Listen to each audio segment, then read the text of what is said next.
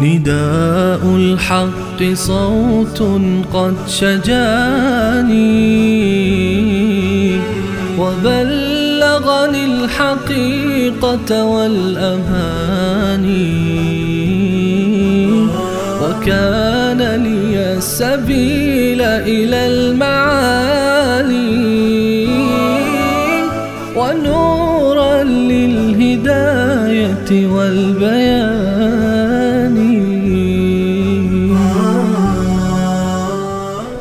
أعوذ بالله من الشيطان الرجيم. بسم الله الرحمن الرحيم. وقال ربكم ادعوني أستجب لكم إن الذين يستكبرون عن عبادتي سيدخلون جهنم داخرين. صدق الله العظيم. اللهم صل على سيدنا و شفیعنا مولانا محمد. در آیات گذشته مبحث توحید فی الدعا و اینکه در حاجات و نیازات و مشکلات فقط از الله کمک بخواهیم و الله را فریاد بزنیم. دلایلی برای این خواندیم. الله تعالی بعد از دلایل فرمود فادعوا الله مخلصین له الدین. خدا را بخوانید در حالی که دعایتان را خالص برای الله قرار بدهید. بعد از اون واقعه و جریان سیدنا موسی علیه السلام بیان شد که موسی با همین دعوت پیش فرعون رفت. فرعون انکار کرد، ابا کرد. دفاع مرد مؤمن و رجل مؤمن از موسی را خواندیم. اما نهایتاً به این نتیجه رسیدیم که پیروزی و موفقیت و نجات مال اهل حق شد و اهل باطل در این دنیا هم به عذاب گرفتار شدند و حاق به آل فرعون سوء العذاب. در قبر هم بر اونها آتش میبارد. النار یعرضون علیها غدوا و عشیا. در قیامت هم به عذاب خدا گرفتارند و یوم تقوم الساعة ادخلوا آل فرعون اشد العذاب. حال بعد از مضامین دیگر که این مطلب هم اضافه شد که انا لننصر رسولنا والذین آمنوا فی الحیاة الدنیا، این که ما کمک میکنیم، یاری میرسانیم، فقط اختصاص به موسی نداشت، به بنی اسرائیل نداشت، بلکه تمام پیامبرانمان و تمام مؤمنین والذین آمنوا فی الحیاة الدنیا. هر کسی که به ما ایمان دارد در حیات دنیا مورد نصرت ما واقع میشه. سپس در آیاتی که الان تلاوت شد مجددا همون مدعا تکرار میشه. خدمت شما عرض کردم که این مدعا را خداوند 3 بار در این سوره تکرار میفرماید. بعد از این همه دلائل، بعد از این همه تخویفات، بعد از این همه تبشیر و مجدها، الله عزوجل مجددا میفرماید وقال ربكم ادعوني استجب لكم. رب شما فرموده فقط و فقط مرا بخوانید. استجب لكم، من اجابت میکنم برای شما، من دعای شما را، فریاد شما را اجابت میکنم. اما شاید در دل شما این سوال بیاید که خیلی اوقات میشه ما دعا میکنیم، از خدا میخواهیم ولی اجابت نمیشه. چطور اینجا الله تعالی وعده فرموده استجب لکم؟ اینجا مفسرین یک قیدی اضافه کردن، گفتن مقدر هست. استجب لکم ان شئتو، اگر من بخواهم اجابت میکنم. لا مستجیب غیری، غیر از من کسی دیگه اجابت کننده نیست. این قید را چرا اضافه کردیم؟ چون که از آیات دیگر قرآن مجید این مفهوم میشه. الله تعالی میفرماید که عجلنا له من كان يريد العاجلة عجلنا له فيها ما نشاء لمن نريد. هر کسی که فقط در دنیا نعمت بخواهد ما بهش میدهیم، اما لمن نرید، کسی که ما بخواهیم. یعنی الله عزوجل هم همین اراده را بفرمایند که مثلا به کسی بدهد. یا در آیه دیگه هست و یکشف ما تدعون الیه ان شاء، خداوند دور میکند آنچه که شما از خدا میخواهید، یعنی مشکل شما را برطرف میگرداند ان شاء، اگر خدا بخواهد. پس این قید ان شاء و ان شئتو در بقیه آیات هست. در این آیه هم مفسرین چی میکنند؟ مقدر میکنند. پس مرا بخوانید من اجابت میکنم اگر بخوام، اما غیر من را نخوانید. حاجات خودتان را از غیر من نطلبید. چرا؟ خداوند میفرماید ان الذين يستكبرون عن عبادتي سيدخلون جهنم داخرین. کسانی که استکبار کنند، تکبر کنند از عبادت من، عن عبادتی پایینش بنویسید عن دعایی. ببینید در این آیه دعا و عبادت یک چیز قرار داده شده. اول آیه هست ادعونی استجب لکم، مرا بخوانید من اجابت میکنم. در ادامه آیه میفرماید ان الذين يستكبرون عن عبادتی، کسانی که از عبادت من تکبر کنن. معلوم میشه اون دعا عبادت هست. به همین خاطر ما میگیم که اگر انسان از کسی دیگه بخواهد گویا او را عبادت کرده. الدعا هو العباده، رسول الله فرموده الدعا مخ العباده فرموده. دعا خودش عبادته، دعا مغز و لب لباب عبادته.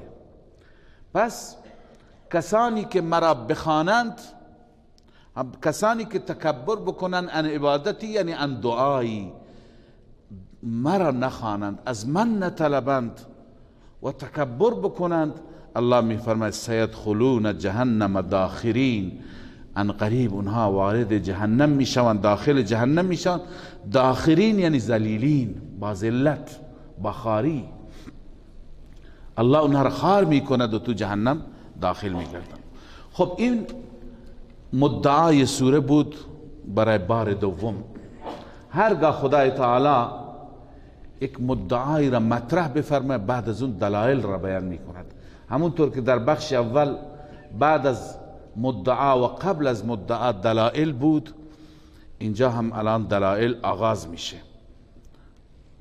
دلیل عقلی دیگر بر اثبات توحید و رد شرک. حاصل این دلیل اینه که ببینید کدوم ذات هست، چه هستی هست که این همه امکانات به شما داده، این همه اسباب و از کنم که امکانات برای شما مهیا فرموده. الله تعالی می فرماید الله الذي جعل لكم الليل لتسكنوا فيه والنهار مبصرا. الله آن ذاتی است که قرار داد برای شما شب را، اللام للانتفاع یعنی برای نفع شما، شب را تا که شما سکونت کنید در اون شب، آرامش داشته باشید در شب. و النهار مبصرا، و روز را الله عزوجل موجب دید که در روز همه چیز را ببینید و برای خودتون رزق و روزی تلاش بکنید. بس ببینید فلسفه شب سکون و آرامش است، فلسفه روز انتشار و کسب و کار است. متاسفانه در بسیاری از بلاد برعکسه، مردم در شب می نشینند تا پاسی از شب، یا جلسه هست یا کار و مشغله هست.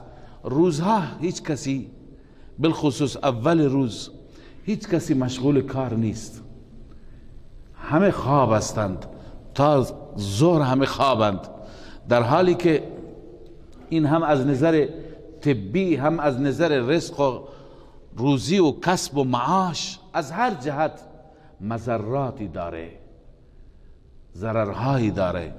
باید ما بندگان خدای عزوجل ترتیب زندگی خودمون را، برنامه کاری خودمون را به همون ترتیب که خداوند برای ما گذاشته ترتیب بدهیم. یعنی شبها بخوابیم، روزها کار بکنیم. لذا الله می فرماید شب را خداوند قرار داد تا که شما سکون و آرامش داشته باشید در آن شب، و النهار مبصرا، و روز را موجب دید و موجب روشنایی که همه جا را ببینید. ان الله لذو فضل علی الناس، خداوند واقعا دارای فضل است بر مردم. ببینید چگونه مصالح ما را خدا در نظر میگیرد، چگونه فضل میفرماید. ولکن اکثر الناس لا یشکرون، اما اکثر مردم سپاسگزار نیستند، شاکر نیستند. ما بررسی بکنیم، گاهی به بعضی نعمتها که خدا به ما داده فکر نمی کنیم. همین شب، اگر همیشه شب باشد، شما تصور بکنید، در آیه از قرآن الله فرموده اگر همیشه شب بیاد برای شما، کی میتونه روز را بیاره؟ یا همیشه روز باشد، انسان خسته میشه، انسان مانده میشه، انسان روانی میشه. الله عزوجل این تنوع را ایجاد کرد. بعد از هر 12 ساعت میبینی فضا عوض میشه، یه فضای تاریک، فضای آرامی، یک فضایی که برای آرامش مفید باشد. باز الله تعالی بعد از اینکه انسان استراحتش تکمیل میشه، تمام میشه، الله تعالی روز را میآورد. لذا این فضل خداست، به خاطر مصالح شما این چنین هست. و الا الان ببینید نظام اینه که همه انسان ها در شب میرن استراحت میکنند و روز کار میکنند. اگر اصلا شب و روزی نباشد، مثلا همیشه روز باشد، خب انسان ها روی یک ترتیب نمیمانند، بعضی ها این ساعت استراحت میکنه، بعضی اون ساعت. لذا ما با هم دیگر مرتبط هستیم، ما با هم دیگر کار داریم، کارهایمون را انجام میدیم. وقتی که برای کار میریم میبینیم آقا استراحت میکنه، اون پیش ما میاد، اون ساعت ما استراحت میکنیم. لذا نظام وقتی که در هم برهم بشه، معاش ما، کارهای ما با مشکل و با چالش مواجه میشه. اما وقتی که همه هماهنگ، در ساعات خاصی استراحت، در ساعات خاصی کار، و این نظام از بالا برای ما تعیین شده، خب مسائل ما، معاش ما، برنامه های ما روی نظم پیش میره. لذا به این نعمت ها کمتر مردم فکر میکنند. الله میفرماید خداوند خیلی فضل میکند بر مردم، اما اکثر مردم شکرگزار و سپاسگزار نیستند. ذالکم الله ربکم، بعد از این نتیجه، بعد از این دلیل عقلی، این نتیجهش هست. نتیجه دلیل عقلی این الله هست که رب شماست، این همه لطف و احسان نسبت به شما داره. خالق کل شیء، ذاتی که آفریننده هر چیز هست. لا اله الا هو. این نتیجه شد. پس به این نتیجه میرسیم که هیچ معبود لایق عبادت و پرستش نیست بجز او. فانا تؤفکون، به کدام سمت و سو برگردانده میشوید؟ به کدام جهت، به کدام مسیر شما منحرف میشوید؟ منظور الله عزوجل اینه که وقتی که شما میبینید همه این نعمت ها، نعمت شب، روز، خالق فقط و فقط خداست، چرا به وقت عبادت، چرا به وقت دعا، چرا به وقت سجده شما به جای دیگه میرید؟ یا ایها الانسان ما غرک بربک الکریم. ای انسان، نسبت به این ربی که اینقدر نسبت به تو کرم دارد، نسبت به تو احسان دارد، نسبت به تو لطف دارد، همه ما احتاج تو را فراهم کرده، نسبت به این رب چه چیزی تو را فریب داده که همه نعمت را از او استفاده می کنی؟ خورشیدی که او آفریده، شب و روزی، زمین و آسمانی، آبی، همه اون چی که او برات مهیا کرده، تو اون استفاده می کنی، اما به وقت عبادت بر در دیگران میری، سجده دیگران را می کنی، دعا از دیگران می طلبی، حاجات خودت را از دیگران می طلبی. پس الله می فرماید فانا تؤفکون، چرا به سوی دیگر برگردانده می شوید؟ ای کیف تعبدون غیره من الاصنام التي لا يخلقون شيئا وهم يخلقون.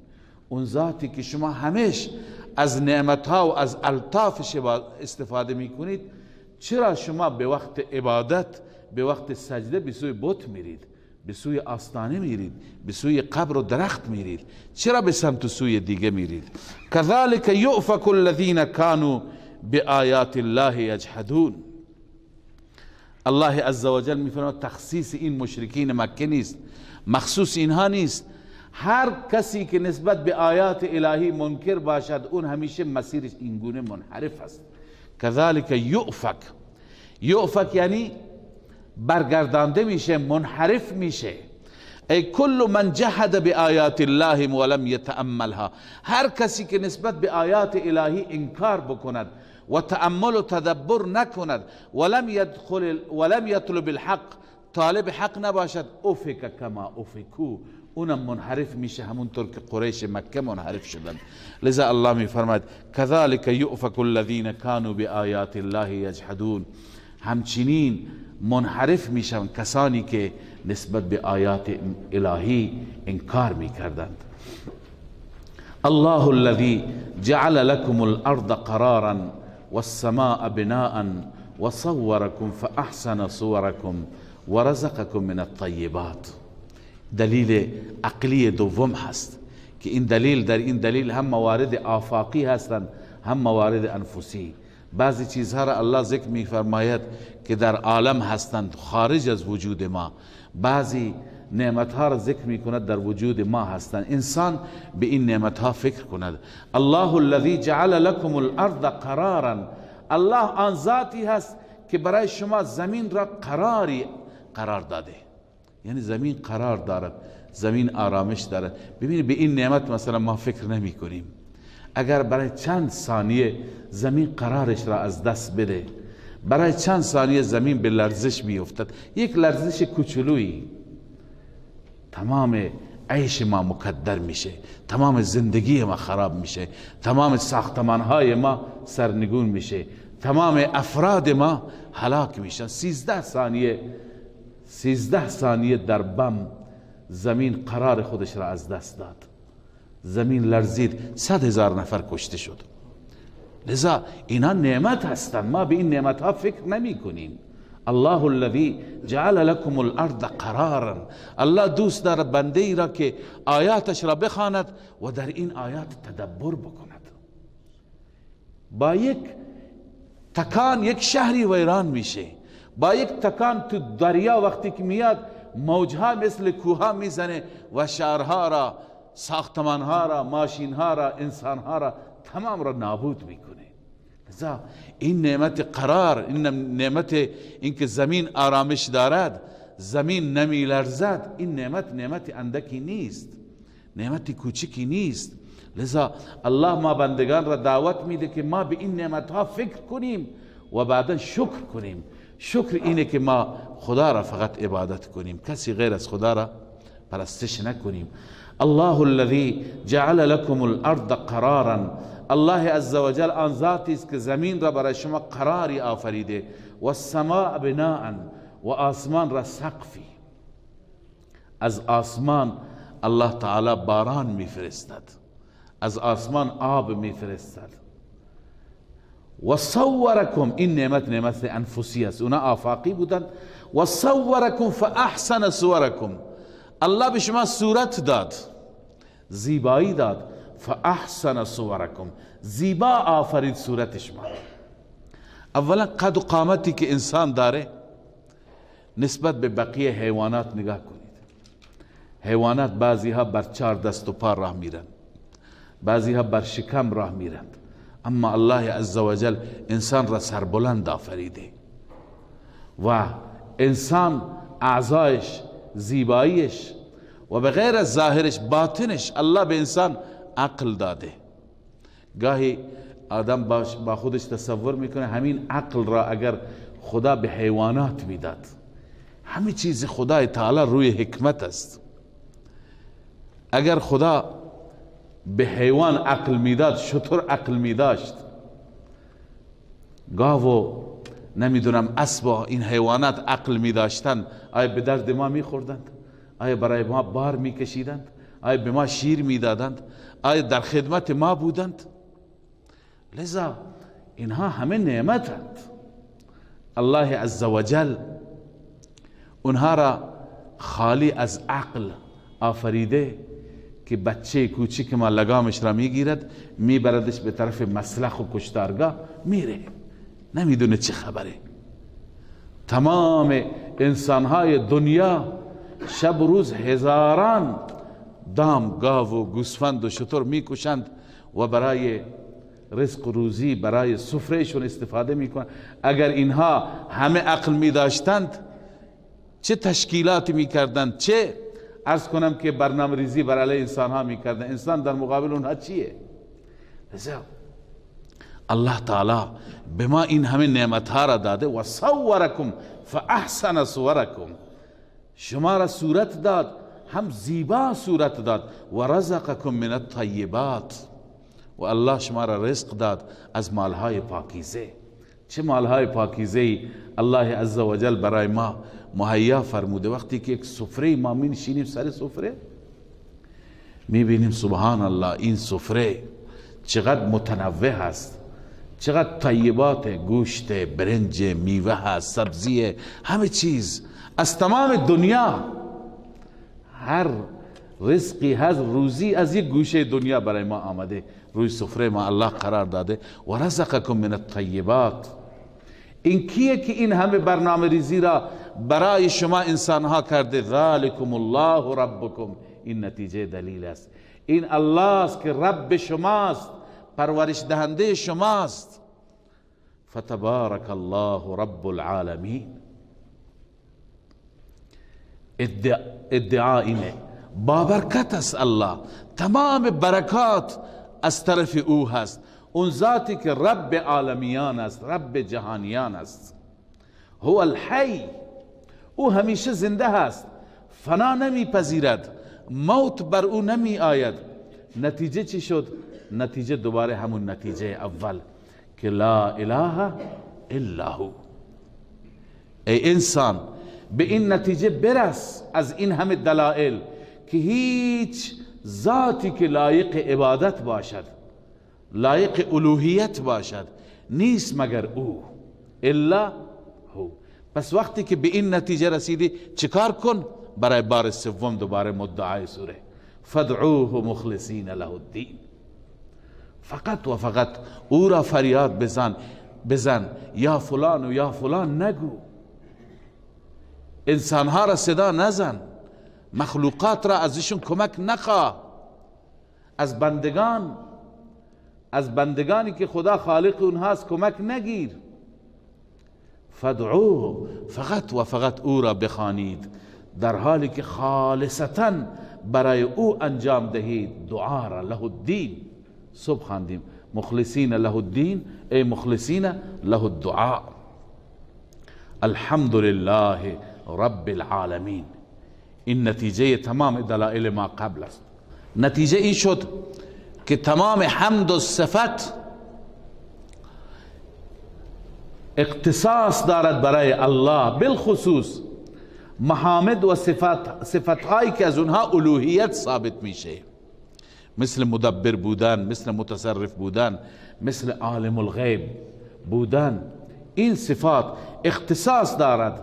این نوع محامد، تعریفات فقط و فقط برای الله است، آن ذاتی که رب عالمیان است. خب خدمت شما در ابتدای سوره عرض کردم که سوره بر دو بخش است. تا الحمدلله رب العالمین بخش اول سوره هست. بخش دوم سوره از قل انی نهیتو از اینجا به بعد شروع میشه.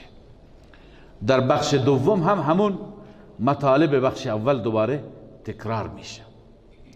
در ابتدا خواندیم حامیم تنزیل الکتاب من الله العزیز الحکیم.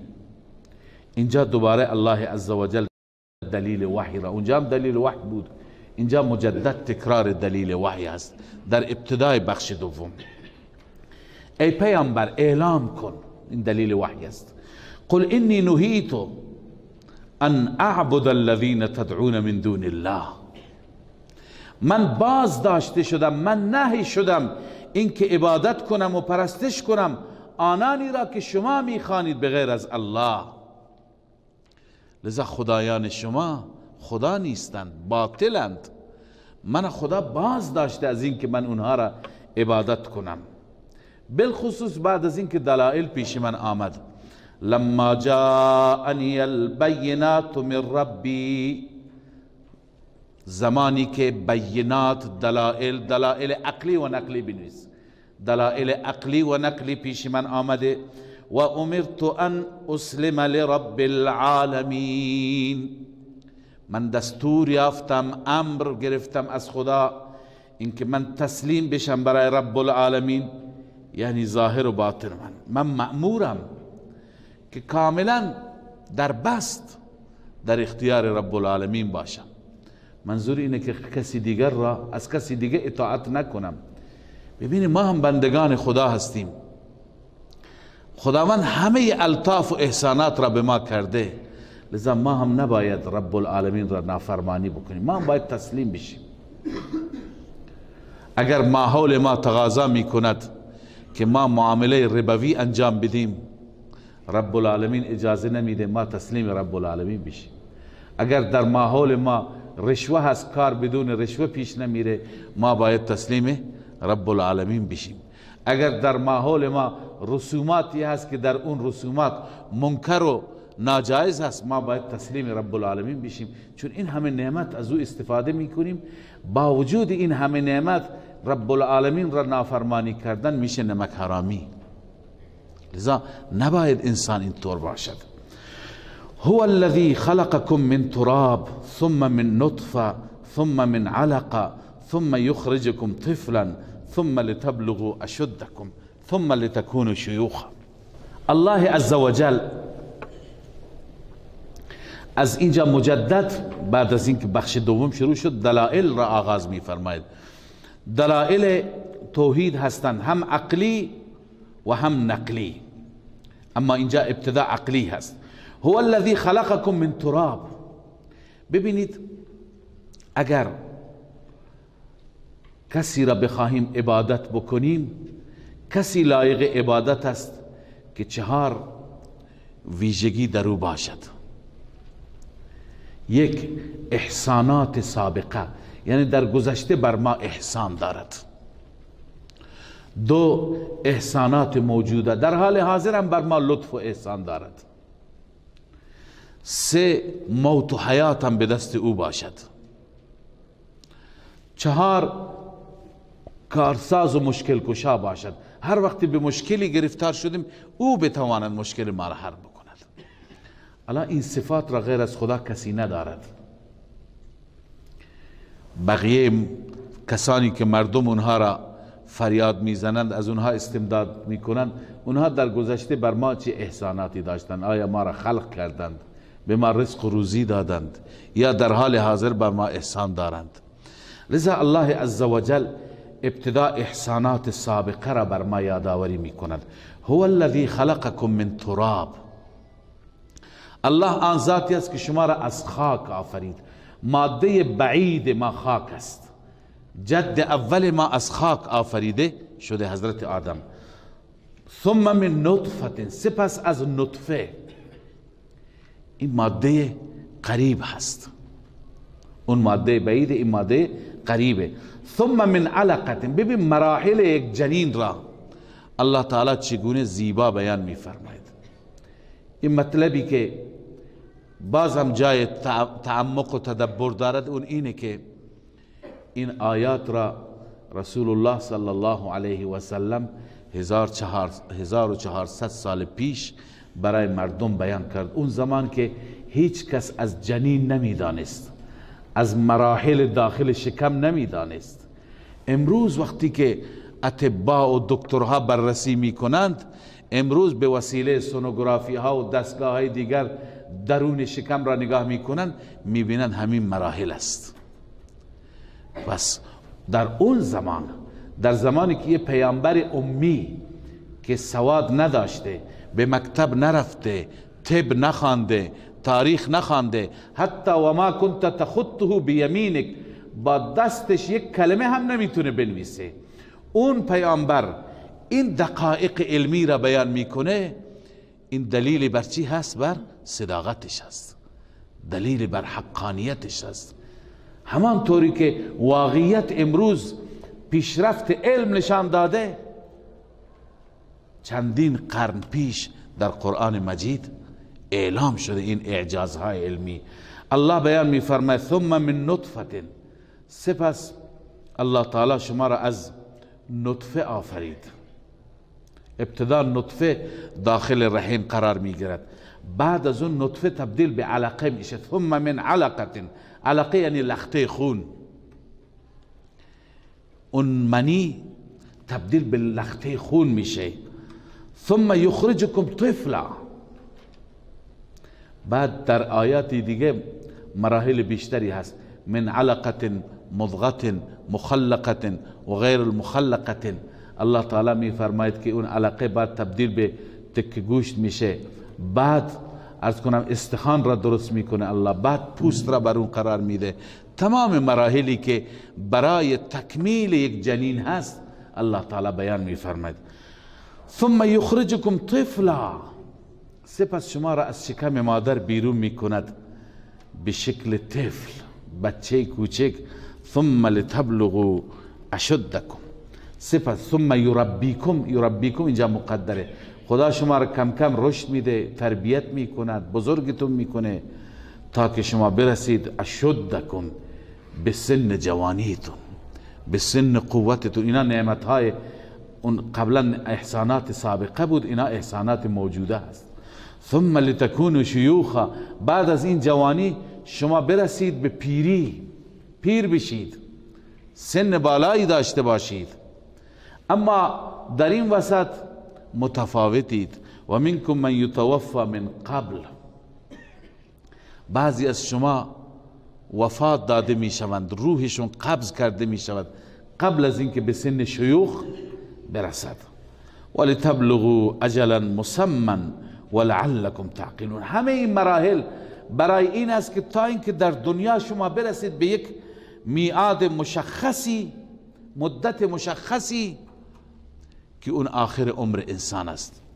ولعلكم تعقلون، همه دلائل توحید را الله بیان کرد برای شما، شاید شما درک کنید، شما عقل بکنید، از عقلتون کار بگیرید و به حقیقت معبود برسید. هو الذي يحيي ويميت فاذا قضى امرا فانما يقول له كن فيكون. الله عز وجل بعد از اینکه احسانات سابق و احسانات موجود را بیان فرمود، حال این بیان میفرماید که موت حیات شما هم به دست الله است، به دست کسی دیگه نیست. هو الذی یحیی و یمیت، الله آن ذاتی هست که زنده می کند و می میراند. فاذا قضا امرا، هرگاه فیصله امری بکند، چه به صورت تدریجا چه دفعتا واحده، فانما یقول له کن فیکون. الله بهش دستور میده که کن، به وجود بیا، اون امر فیکون به وجود میاد. لذا همه این نعمت ها، این قدرت ها اختصاص به الله دارند، از آن الله هستند. الم تر الی الذین یجادلون فی آیات الله. ببینه بعد از دلائل عقلی در بخش اول سوره هم خواندیم که خداوند سرزنش میکند، توبیخ میکند منکرین را، مخالفین را، اونهایی که این دلائل را میشنوند و اونها متنبه نمیشوند، متذکر نمیشوند. ربط این آیه با گذشته هم همینه که ما در رکوع گذشته خواندیم انا لننصر رسولنا والذین آمنوا فی الحیات الدنیا. ما پیامبران خودمون را یاری میکنیم و همچنین مؤمنین را. و بعد خداوند فرمود اونهایی که انکار بکنند لهم اللعنت و لهم سوء الدار. اونهایی که مخالفت کنند، اونهایی که انکار بکنند با لعن و با دوری از رحمت الهی مواجه میشند. حال اینجا به تفصیل بیشتری گفته شده که خداوند چگونه اونها را با لعنت، با عذاب، با بدبختی مواجه میکند. لذا الله تعالی از اینجا به بعد ضمن اینکه منکرین را بر منکرین توبیخ میفرماید، اون لعنت را، اون عذاب را الله به طور تفصیل بیان میکند. الله میفرماید الم تر الی الذین یجادلون فی آیات الله. آیا خبر دارید؟ دیدی یعنی خبر داری آنانی را که یجادلون فی آیات الله، بنا حق در آیات الهی جدال میکنند. اونهایی که جدال بالباطل میکنند، به جای اینکه تسلیم بشن در مقابل حق، این سری دلائل میآورند و سعی میکنند دلائل حق را بی اثر بکنند. انا یصرفون، به کدام سمت و سو برگردانده میشوند؟ الذین کذبوا بآیات بالکتاب و بما ارسلنا به رسلنا.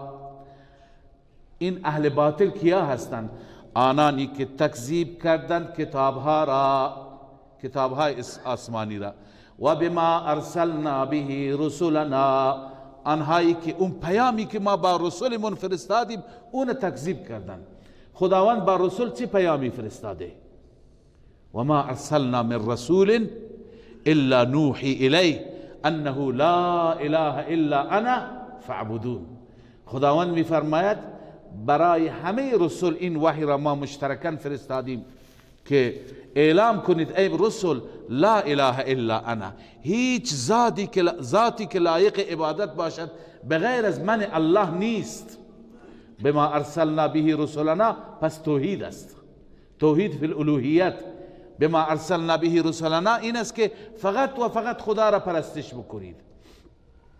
لذا الله می فرماید الذين كذبوا بالكتاب وبما ارسلنا به رسلنا، آن انسان هایی که تکذیب کردن کتاب را، کتاب های آسمانی را، و بما ارسلنا به رسلنا، اون توحیدی که ما اون توحید را فرستادیم با رسولمون، ارسلنا به، اون توحید را فرستادیم رسولمان را به خاطر اون توحید.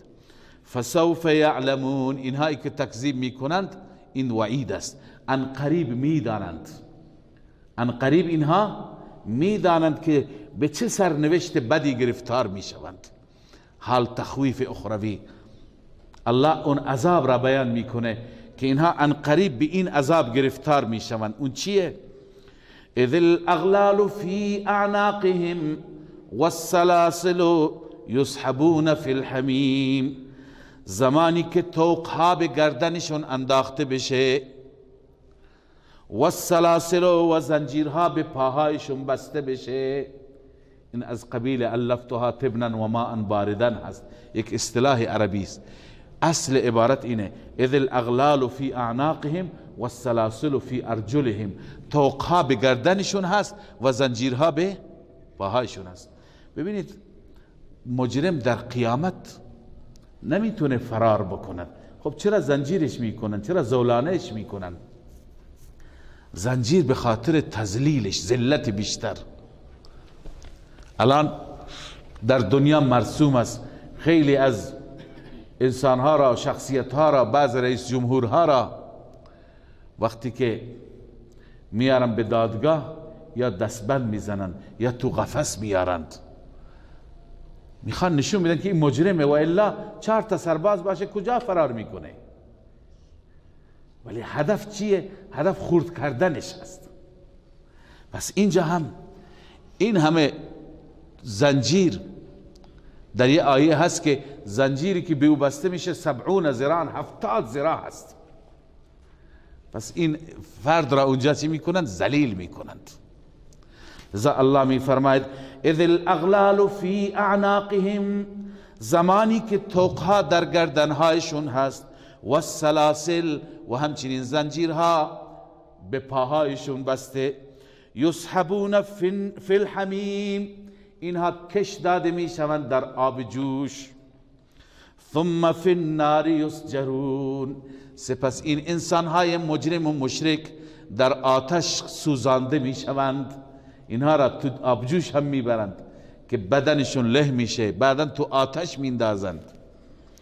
ثم قیل لهم اینما کنتم تشرکون، سپس به اینها گفته میشه کجا هستند اون معبودانی که شما اونها را شریک خدا قرار میدادید؟ یا فلان من کمک کن، یا فلان ادرکنی، میگفتی مرا دریاب. کجایند الان؟ چرا شما را در نمیابند؟ چرا به داد شما نمیرسند؟ اونهایی که در دنیا شما از اونها حاجات میطلبیدید، از اونها کمک میگرفتید. قالوا ضلوا عنا، اونجا مجرمین اعتراف میکنند، میگویند گم شدند از ما. ضلوا عنا، از ما گم شدند. بل لم نکن ندعو من قبل شیئا، بعد انکار میکنه. اول میگه گم شدن پیدا نمیشن، بعد انکار میکنه، میگه نه ما اصلا در دنیا هیچ چیز را عبادت نمی کردیم. لم نکن ندعو من قبل شیئا، ما نبودیم که فریاد بزنیم قبل از این چیزی را. یعنی چه؟ اول اقرار بعدا انکار. اینجا مفسرین دو تا تقریر و دو تا تفسیر بیان کردن. بعضی گفتن که اول میگویند ضلوا عنا، گم شدن، هرچی میگردیم پیداشون نمی کنیم. بعدا چون که خیلی سرگردان و وحشت زده هستند، بعدا میگن نه ما دروغ گفتیم، ما کسی را فریاد نزدیم تو دنیا. بل لم نکن ندعو من قبل شیئا، ما هیچ چیز را در دنیا میدونن که دروغ اینجا نتیجه نداره، ولی میگن خب دروغ بگیم شاید رهایی یافتیم، شاید خلاصی یافتیم. لذا بعضی اینو گفتند. اما بعضی دیگه میگن نه، معنیش اینه که ضلوا عنا، اونا گم شدن، امروز چی کسی را فریاد بزنیم؟ اونها لایق فریاد زدن نیستند. اونها اگر معبود بودند می آمدن به کمک ما می شتافتند.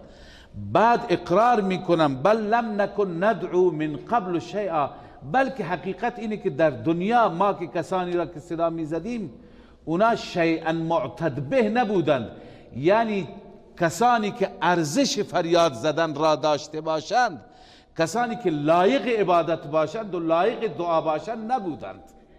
پس ما شیء معتد به را، شیء ارزشی را ما در دنیا نمیخواندیم. کاش که ما در دنیا خدا را فریاد میزدیم که اینجا به درد ما میخورد، به داد ما میرسد. لذا پس منظور اینه که ما فریاد نزدیم در دنیا شیئا ای شیئا معتدا به، چیز ارزشی را، بی ارزش بودند که ما فریاد زدیم. انه تعالی یحیرهم، معنای اول روح المانی نوشته خدا اونها را چنان حیران میکند فی امرهم، در کارشون، حتی یفزعون الی الکذب، حتی که رجوع میکنن به دروغ، مجبور میشن دروغ بگند. مع علمهم بانه لا ینفعهم، در حالی که میدونن که دروغ اینجا سودی ندارد. یا اینکه نه، معنای دوم بل تبین لنا اليوم، بلکه امروز برای ما واضح شد که انا لم نکن نعبد فی الدنیا شیئا یعتد به، ما در دنیا کسی را که ارزش عبادت را داشته باشد نمیخواندیم. کذالک یضل الله الکافرین، الله میفرماید کذالک به معنی لذالک، علت است، به این خاطر خداوند کافرین را گمراه میکند. ذالکم بما کنتم تفرحون فی الارض بغیر الحق و بما کنتم تمرحون. این علت جزا هست. چرا در قیامت به اون عذاب گرفتار می شوید؟ این به سبب این هست که کنتم تفرحون فی الارض بغیر الحق، شما در زمین خدا در دنیا تکبر می کردید به ناحق. تفرحون، فرح گرچه معنی لغویش هست خوشحالی، اما عبدالله ابن عباس رضی الله عنهما فرموده کل فرح فی القرآن بمعنى البطر. هر فرح و هر خوشحالی، هر فرح، لفظ فرح که در قرآن میاد به معنی غرور است، به معنی تکبر است. فرح و مرح هر دو به تکبر میگویند، اما فرق دارن با هم. فرح اون غروری را میگن که در دل داره انسان، تو دلش خودش را از همه بزرگتر میدانه، خودش را کسی میداند، دیگران را بیارزش میداند، دیگران را حقیر میداند. اونی که در دل باشد چیه؟ فرح است. بعد از این که در دل باشد انسان بر اعضا و بر جوارح و بر رفتار و گفتار نشون میده، این را میگن مرح. مرح اونه که پس با اعضا و با جوارح باشه، سینهش را جلو میده، سرش را بلند میکنه، با یک غرور خاصی راه میره، این مرح است. ولا تمشی فی الارض مرحا، اینطور مغرورانه و متکبرانه راه نرو، متواضعانه راه برو، قرآن گفته. پس مرح اونه که غرور و تکبر بر اعضا و جوارح ظاهر بشه. فرح اینه که غرور و تکبر کجا باشد؟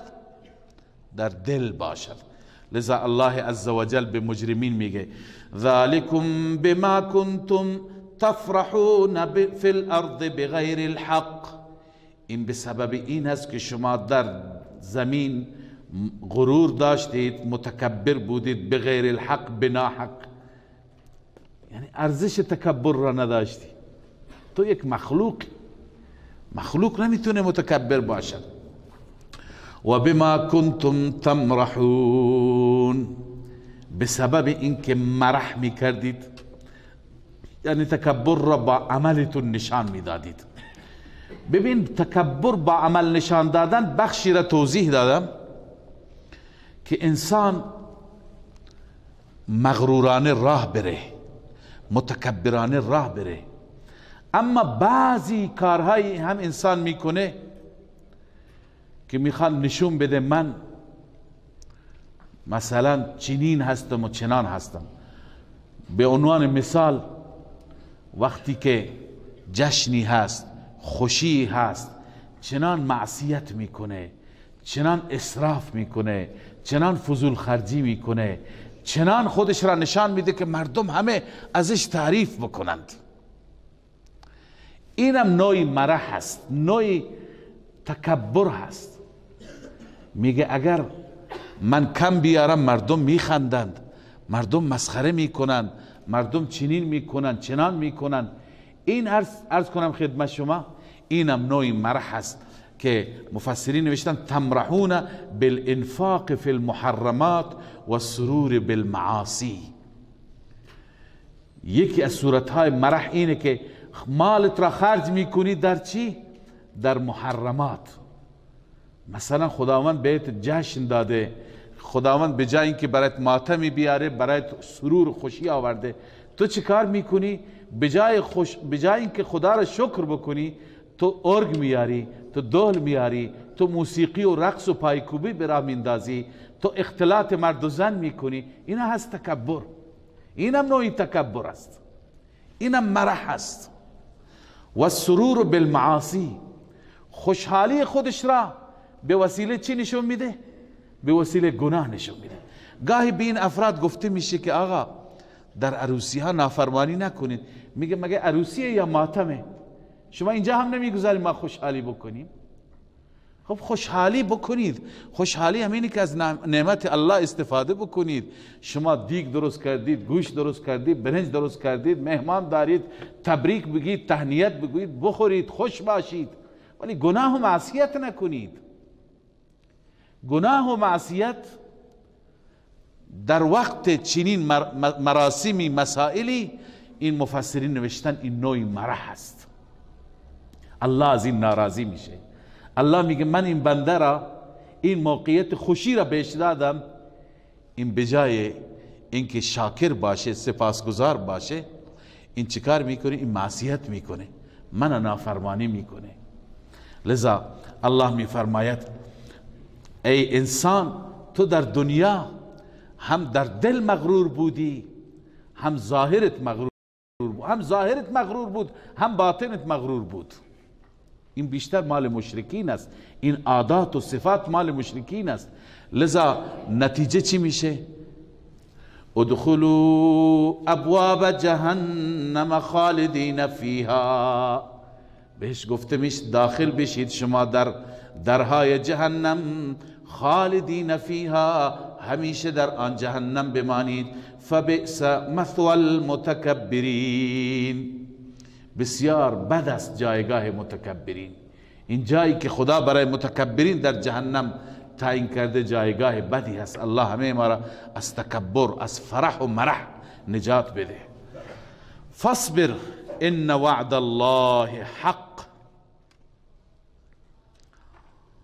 الله عزوجل بعد از اینکه متکبرین را، کسانی که با پیغمبر مبارزه می کردند، سرداران کفر را، رؤسای شرک را، بعد از اینکه سرزنش فرمود، زجر فرمود، حال حبیب خودش را تسلی میده. تو نگران نباش ای پیامبر من، فاصبر، صبر کن. ان وعد الله حق، وعده الهی حق است. وعده عذاب، وعده مؤاخذه خدای عزوجل فرا میرسد. کی هست؟ الله میفرماید اون با ما بستگی داره. فاما نرینک بعض الذی نعدهم او نتوفینک فالینا یرجعون. اگر ما به شما نشان بدهیم بعضی از آنچه که وعده میدهیم. خدا چی وعده داد؟ وعده عذاب برای کفار. ای پیغمبر اگر ما بهت نشان بدیم، یعنی در حیاتت اونها را عذاب بدیم. این سوره مکی هست، در مکه خدا میفرماید اگر ما در حیاتت اونها را عذاب بدیم، او نتوفینک، یا شما را وفات بدیم، شما را به ملاقات خودمون ببریم، در هر دو صورت شما نگران نباش. فالینا یرجعون، به سوی ما برگردانده میشوند. این مشرکین نهایتا به سوی ما برگردانده میشوند. اینجا شاید کسی اعتراض بکنه، البته از فحوای آیه اینطور فهمیده میشه، اینطوری که خداوند پیغمبر خودش را خطاب کرده، پیغمبر منتظر بود که کی عذاب خدا بر اونها میاد. الان شاید کسی اعتراض بکنه که از یک طرف پیغمبر ما پیغمبر شفقت و رحمت بود. آیا پیغمبری که پر از شفقت و رحمت است وجودش، آیا این پیغمبر اگر منتظر باشه که دشمنانش را خدا عذاب بده، این خلاف رحمت نیست؟ این خلاف شفقت نیست؟ این خلاف رأفت نیست؟ جوابش اینه، خدمت شما عرض کنم که رسول اکرم صلی الله علیه وسلم اولا حریص بود بر ایمان اونها، که اونها مسلمان بشن. اما بعد از اینکه پیغمبر خدا به این نتیجه رسید که اینها ایمان نمی آورند، مایوس شد از ایمانشان. و نه تنها نه اینکه مایوس شد و ایمان نمی آوردند، شب و روز بر مظلومین ستم می کردند. شب و روز یاران رسول الله را کتک می زدند. شب و روز شکنجهگاهایشون از آه و فغان، صدای فریاد مظلومین به هوا بلند بود. خب با توجه به این شرایط ایمان هم نمی آورند، همیش ستم می کنند. باز هم اگر پیغمبر منتظر انتقام مظلومین را از اونها داشته باشد، این خلاف شفقت است؟ نخیر، این شفقت است، شفقت و رحمت است بر مظلومین. پیغمبر انتظار می کشد که کی انتقام بلال و صهیب و عمار و یاسر و سمیه ازشون گرفته بشه. بنابراین این خلاف شفقت نیست. پس الله عزوجل اینجا گفت فرمودند که ما اگر به شما نشان بدیم بعض الذین نعدهم، آیا نشان داد؟ بله. خداوند در جریان بدر 70 تا از بهترین سرداران را کشت، 70 تا دیگه اسیر شدند، بقیه خار و زبون و پا به فرار گذاشتند. بعض الذین نعدهم همینه. اما بالاخره فالینا یرجعون، نهایتا به سوی ما برگردانده می شوند. ولقد ارسلنا رسلا من قبلک، تسلی برای پیامبر بود. حال دلیل نقلی هست، دلیل نقلی از انبیاء گذشته به صورت اجمال. الله می فرماید ولقد ارسلنا رسلا من قبلک، همانا ما فرستادیم پیامبرانی را قبل از شما. منهم من قصصنا علیک، بعضی از اون پیامبران هستند که ما تعریف کردیم برای شما، قصه و واقعه اونها را بیان کردیم برای شما. و منهم من لم نقصص علیک، بعضی از اونها هستند که ما داستانشون را تعریف نکردیم. در سوره نساء هم الله میفرما منهم من قصصنا علیک من قبل و منهم من لم نقصص علیک. معلوم میشه که رسول الله صلی الله علیه و سلم که پیامبر محبوب خدا بود، از همه احوال خبر نداشت، از غیب اطلاع نداشت. خدا بهش میگه بعضی را ما برای تعریف کردیم، بعضی را تعریف نکردیم، شما هنوز خبر ندارید. اما یک اصل بسیار مهم را الله اینجا بیان میفرماید، اون اینه که در همه رسولان این وجه مشترک بود. و ما کان لرسول ان یأتی بآیة الا باذن الله. بعضی از مفسرین این آیه را جواب سوالی قرار دادن. سوال اینه، اشکال اینجاست که خب شما ای محمد، گویا از طرف مشرکین گفته میشه، به ما معجزه نشان بده، اون معجزه‌ای که ما میخواهیم، ما ایمان میآوریم. اونا چه معجزه‌ای میخواستند؟ اونها میگفتن وقال الذين كفروا لن نؤمن لك حتى تنزل علينا كتابا نقرأه. ما به تو ایمان نمیآوریم. چند چیز میخواستن که برای ما نامه بیاوری مخصوص ما که ما بخوانیم، یا او ترقى في السماء، یا ما ببینیم که شما داری به آسمان میری، یعنی به سوی آسمان پرواز کن. او تكون لك جنة من نخيل وعنب فتفجر الانهار خلالها تفجیرا، یا باغی داشته باشی، باغ بسیار خوبی از انواع میوه ها، و در این باغ نهر و جویبار و چشمزار و همه چیز باشه، یا اینکه کاخی داشته باشی. چیزهای متعددی از پیغمبر میخواستن. در سوره عرض کنم که فرقان هستن همه. الله عزوجل اینجا جواب میده که ببین هیچ رسولی نیامده مگر اینکه معجزه را به اذن خدا آورده. معجزه در اختیار پیغمبر نیست. این بحث را من در مسئله اله هم خدمت شما عرض کردم که اگر پیغمبری معجزه نشان میده، اگر عیسی علیه السلام کور مادرزاد را بینا میکند، میگه و ابرئ الاکمه والابرص و احیی الموتى باذن الله، همه این کارها را من میکنم به اذن الله. پس معجزه به دست خود پیامبر نیست. موسی فقط میاندازه، بعد از اون کار خداست که اون را تبدیل به چی میکنن؟ اژدها میکنن. لذا الله عزوجل اینجا هم بیان میفرماید که و ما کان لرسول ان یأتی بآیة الا باذن الله. برای هیچ رسول این اختیار نبود که ان یأتی بآیة، آیه و معجزه بیاورد، الا باذن الله، مگر باذن الله. ببین عیسی اون معجزات را داشت، ولی آخر مسیحیان به عیسی گفتن ای عیسی ما از شما میخوایم یک سفره از آسمان. سوره مائده که مائده به معنی سفره است، به همین خاطر نامش مائده است. یک سفره از آسمان بیاری، روی اون سفره نعمتهای بهشتی باشد، ما بخوریم، ما بعدا ایمان می آوریم. خب عیسی نمیتونست. عیسی دعا کرد ربنا انزل علینا مائدة من السماء، بار الها سفره از آسمان نازل بفرما، تکون لنا عیدا لاولنا و آخرنا و آیة منک، تاکه باعث خوشی باشه برای اول و آخر ما و این آیه و معجزه از طرف خود باشه.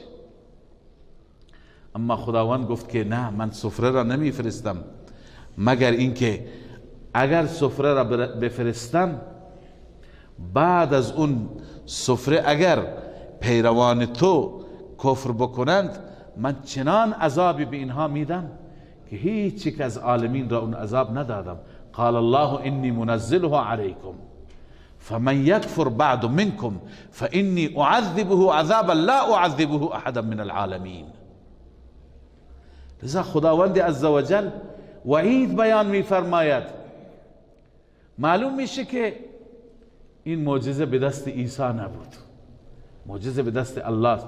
الله با شرط و شروط میفرماید من معجزه را میفرستم. اینجا هم همینه و ما کان لرسول ان یأتی بآیة الا باذن الله.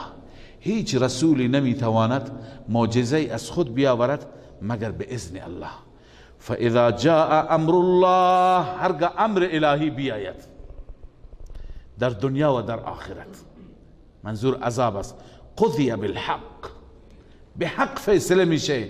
و خسر هنالک الکافرون، اونجا کافران در ضرر و زیان واقع میشن. کافران دیگه متوجه میشن که ایمان نیاوردند، ضرر کردند، الان باید برای همیشه در عذاب گرفتار بشن. خب این در رابطه با معجزه بود. حال مجددا میریم به سوی دلائل توحید، دلائل عقلی توحید. الله الذي جعل لكم الانعام لتركبوا منها و منها تأكلون. الله آن ذاتی هست، این دلائل بار بار بیان میشه که ما خودمون را ممنون احسانات پروردگار بدانیم. بعد از اینکه ممنون احسانات پروردگار شدیم اون وقت ما در عبادات کسی را شریک قرار ندهیم. خداوند آن ذاتی است که قرار داد برای شما چارپایان را لترکبوا منها، من تبعیضیه هست، تا که سوار بشید بعضی از اونها را. و منها تأکلون، بعضی از اونها هستن که شما میخورید، گوشتشون را استفاده میکنید. و نه اینکه این دو تا منافع، یکی سواریشون یکی گوشتشون. ولکم فیها منافع، برای شما در اون حیوانات منافع هست، منافع دیگر، منافع مثلا پشمشون، مویشون، شیرشون.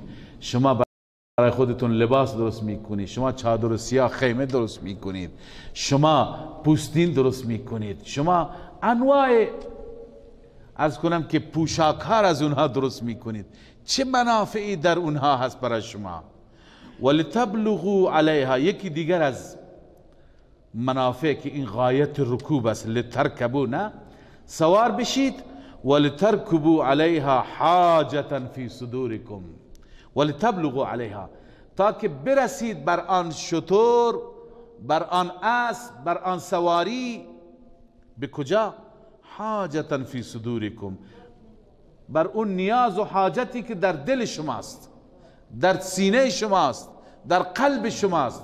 مثلا شما نیاز دارید بار شما را از اینجا تا اون سر دنیا ببره، میبره. لذا این نعمت خداست. به این فکر کردی که خداوند این شتر را چطور در اختیار شما قرار داده، مسخر کرده برای شما. و بعد الله می فرماید و علیها و علی الفلک تحملون، شما بر اون حیوانات و همچنین بر کشتی تحملون، حمل کرده میشوید، بار کرده میشید، یعنی سوار میشید و هر جا میرید نیازهای خودتون را برآورده میکنید.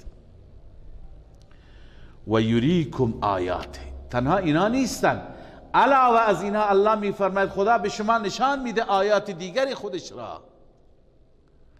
آیات دیگر هم هستند، تنها این چارپایان نیستند، تنها خوردنوش نیست، تنها لباس و پوشش نیست، بلکه آیات دیگری در این دنیا هستند که الله به شما نشان میده.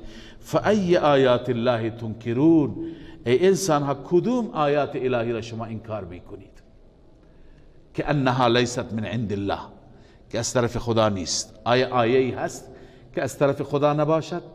آیا نعمتی هست که از طرف خدا نباشد؟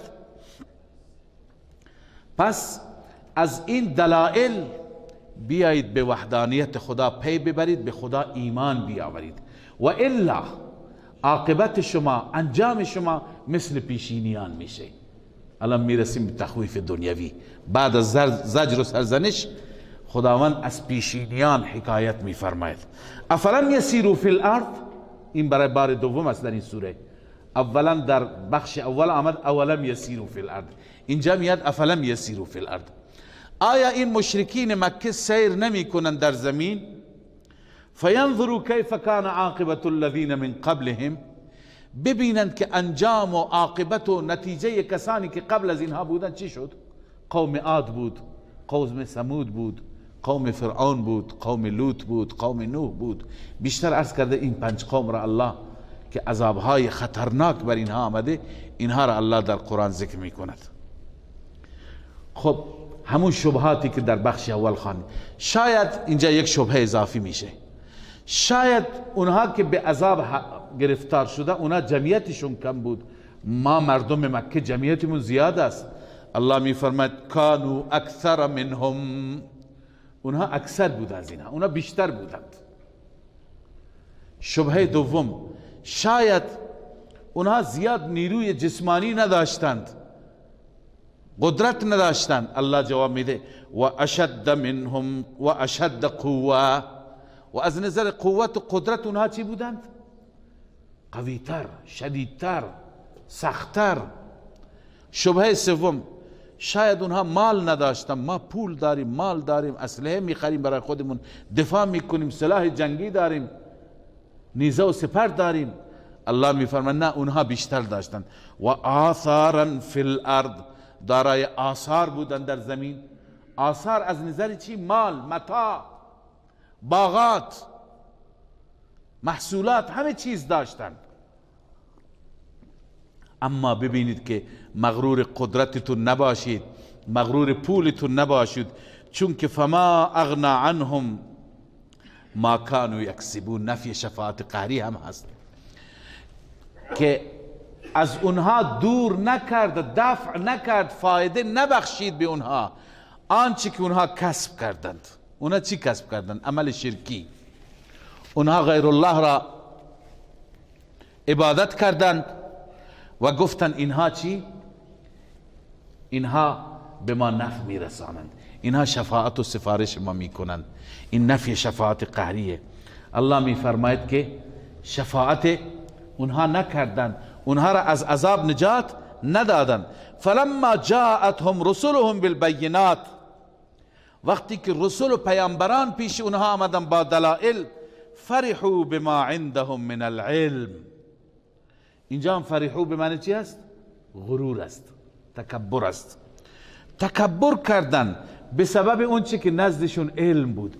مگه اونها علم داشتن؟ منظور از علم روح المعانی گفته عقائدهم الزائغه، عقاید کج، و شبههم الداحضه، و شبهات بی خود، بی ارزش، فيما يتعلق بالمعاد والمبدأ. اون چی که درباره معاد و درباره مبدأ بود در قرآن از این شبهات زیاد بیان شده. مثلا اونها درباره مبدأ چی میگفتند؟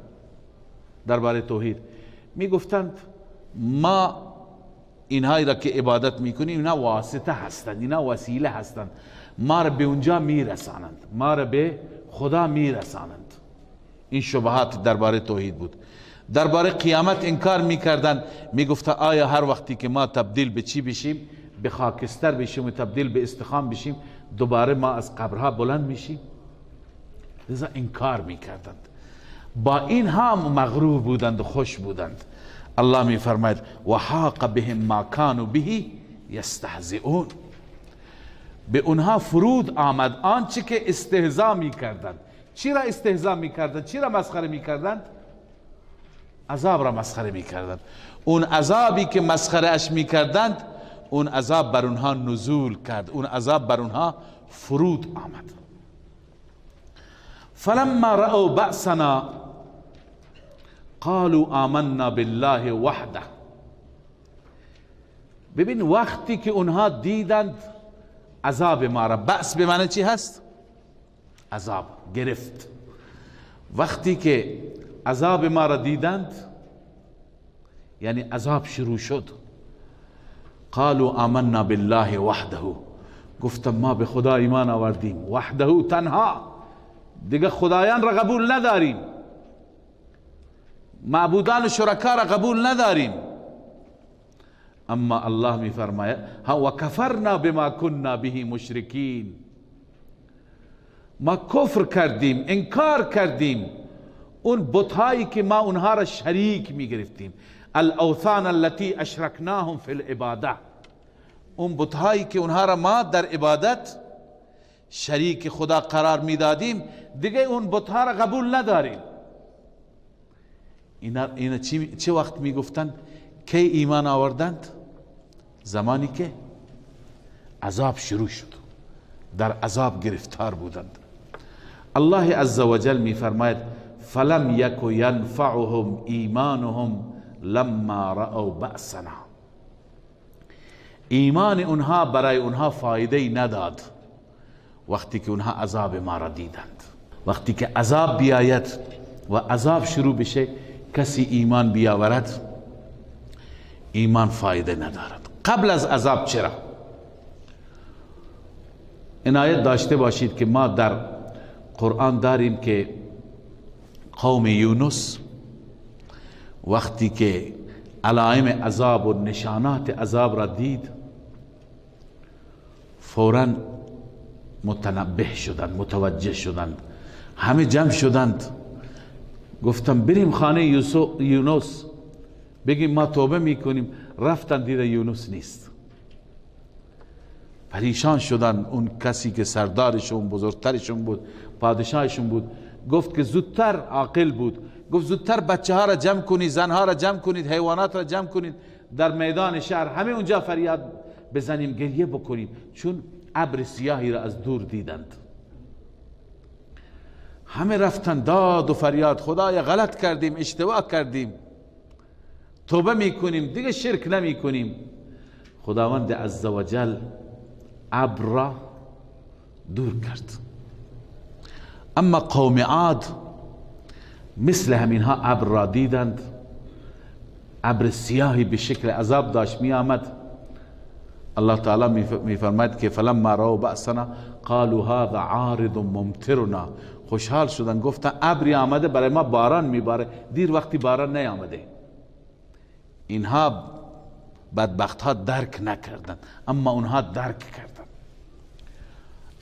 پس اون ایمان قبل از عذاب بود، به وقت عذاب نبود. ایمان که قبل از عذاب باشد اون ایمان را میگه ایمان یأس. دو واژه اینجا هست، اینجا لما رأوا بأسنا، یکی هست ایمان بأس و یکی هست ایمان یأس. ایمان یأس اینه که انسان از زندگیش ناامید میشه، ایمان میاره یا توبه میکنه از کرده هایش. یک انسان بدفعلی هست، فاسقی هست، فاجری هست، گناهکاری هست، اما آخر از زندگی ناامید میشه،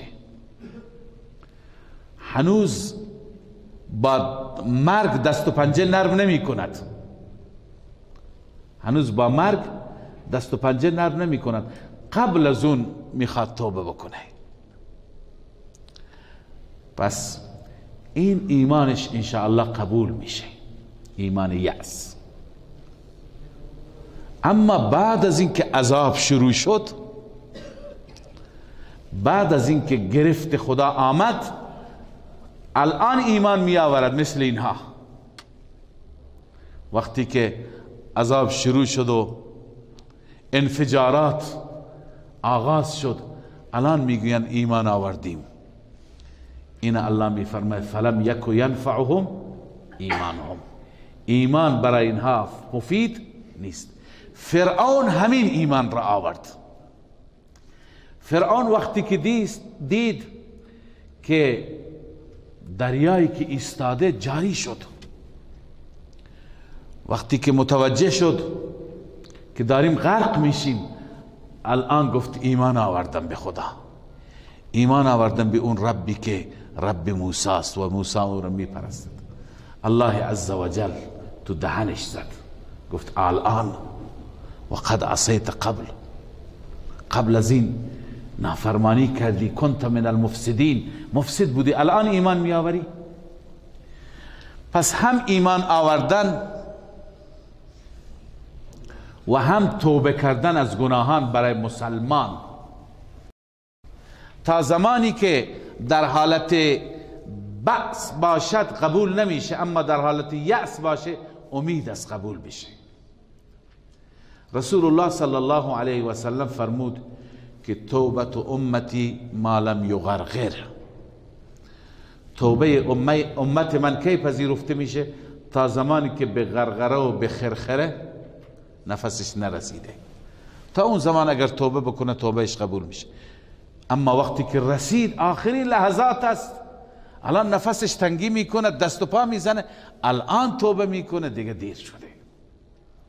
این توبه به وقت خرخره قبول نمیشه مگر الله برای کسی قبول بکنه.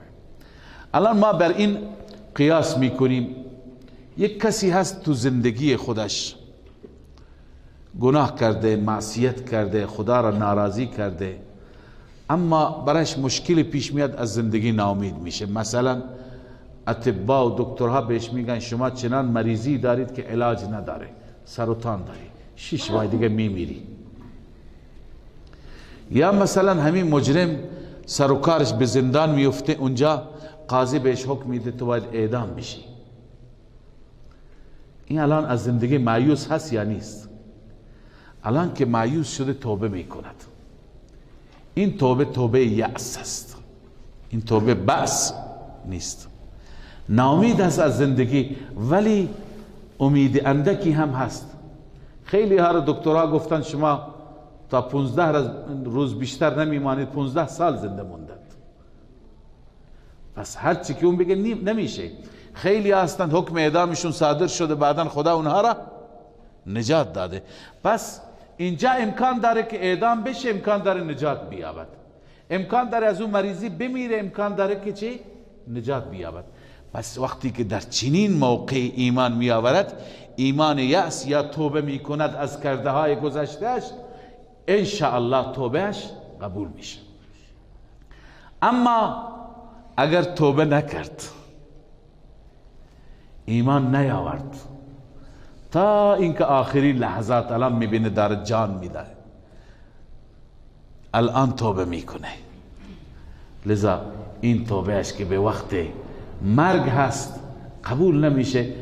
قانون الله همینه، مگر اینکه الله بر کسی لطف کند. لذا الله عزوجل اینجا ایمان بأس را فرمود که قبول نمیشه. اما بنده عرض کردم ایمان یأس و توبه یأس امیدش هست.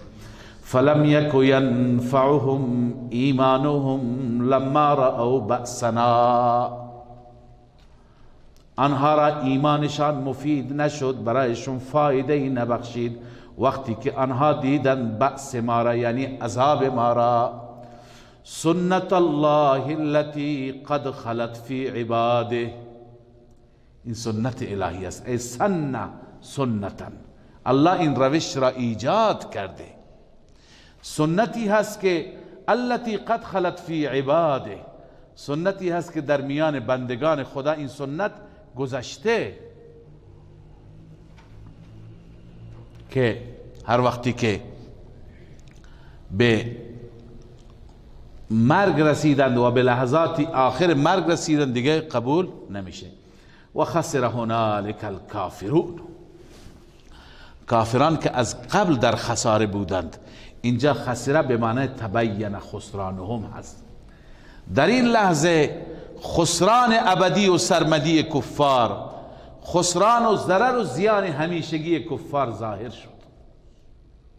دیگه برای همیشه بدبخت شدن، در خساره و در زیان واقع شدن. الله ما را حفاظت بفرماید.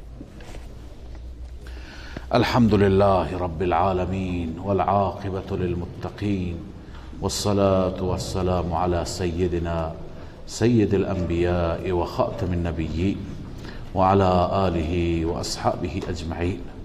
اللهم اقسم لنا من خشيتك ما تحول به بيننا وبين معصيتك، ومن طاعتك ما تبلغنا به جنتك، ومن اليقين ما تهون به علينا مصائب الدنيا، ومتعنا بأسماعنا وأبصارنا وقوتنا ما أبقيتنا، واجعله الوارث منا، واجعل ثأرنا على من ظلمنا، وانصرنا على من عادانا، ولا تجعل مصيبتنا في ديننا، ولا تجعل الدنيا أكبر همنا، ولا مبلغ علمنا، ولا غاية رغبتنا، ولا تسلط علينا من لا يخافك ولا يرحمنا. پروردگارا چنان خشیتی و چنان تقوایی به ما نصیب بفرما که از گناه و از معصیت دوری بکنیم. پروردگارا چنان یقینی و چنان ایمانی به ما عنایت بفرما که زندگی دنیای خودمون را برای آخرت برنامه ریزی بکنیم. اله العالمین، پروردگارا اون ایمانی که در این کلام زیبایت از بندگانت انتظار داری، اون عملی که انتظار داری، اون تقوا و خدا ترسی که انتظار داری به ما عنایت بفرما. ما را تابع قرآن مجید قرار بده، زندگی ما را، تمام شؤون حیات ما را مطابق قرآن بگردان.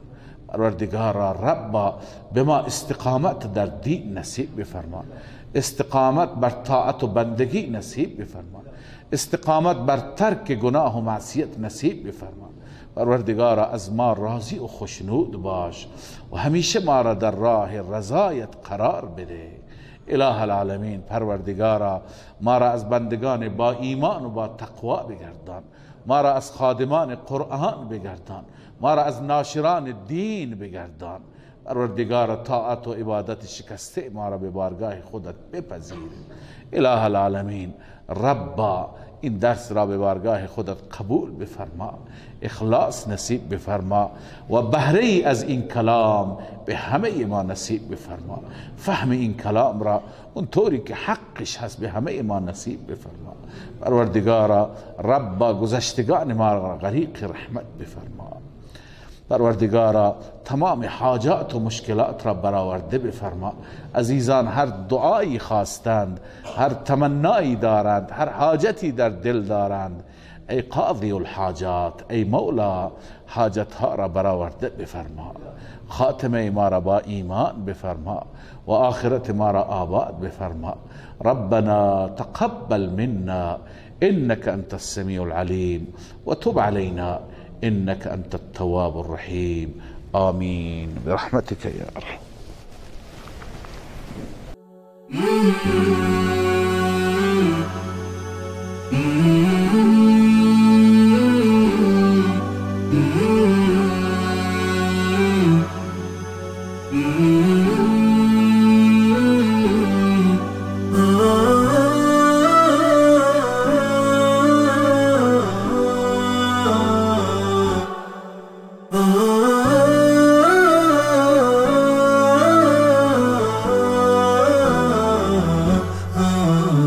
نداء الحق صوت قد شجاني وبلغني الحقيقة والأماني، وكان لي السبيل إلى المعالي، ونورا للهداية والبيان.